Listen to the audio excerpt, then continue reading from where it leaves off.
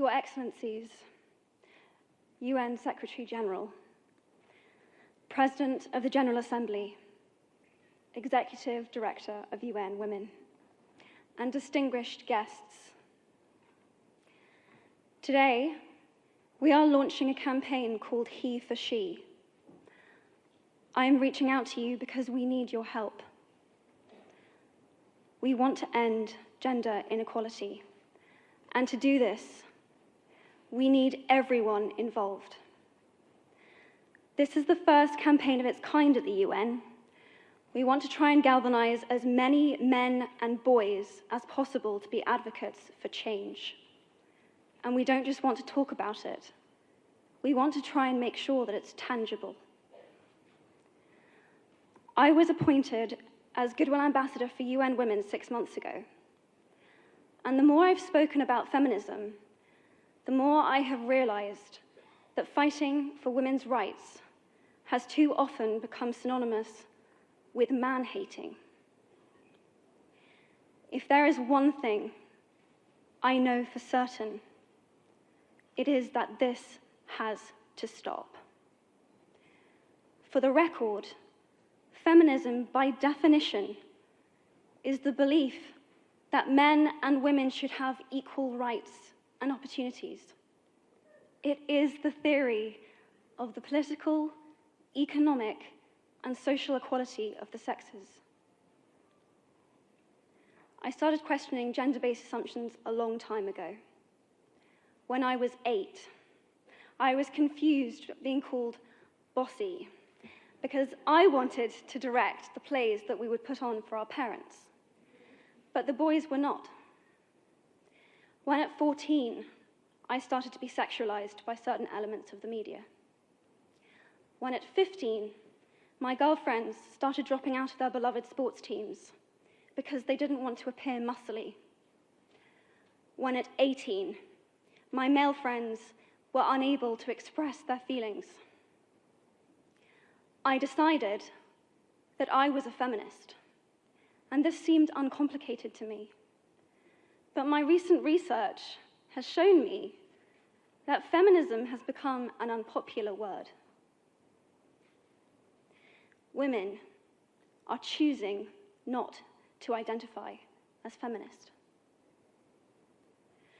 Apparently, I am among the ranks of women whose expressions are seen as too strong, too aggressive, isolating, and anti-men, unattractive even. Why has the word become such an uncomfortable one? I am from Britain, and I think it is right that I am paid the same as my male counterparts. I think it is right that I should be able to make decisions about my own body. I think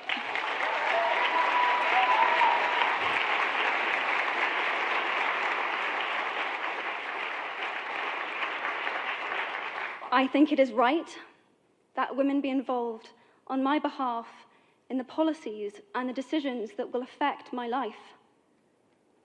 I think it is right that socially I am afforded the same respect as men.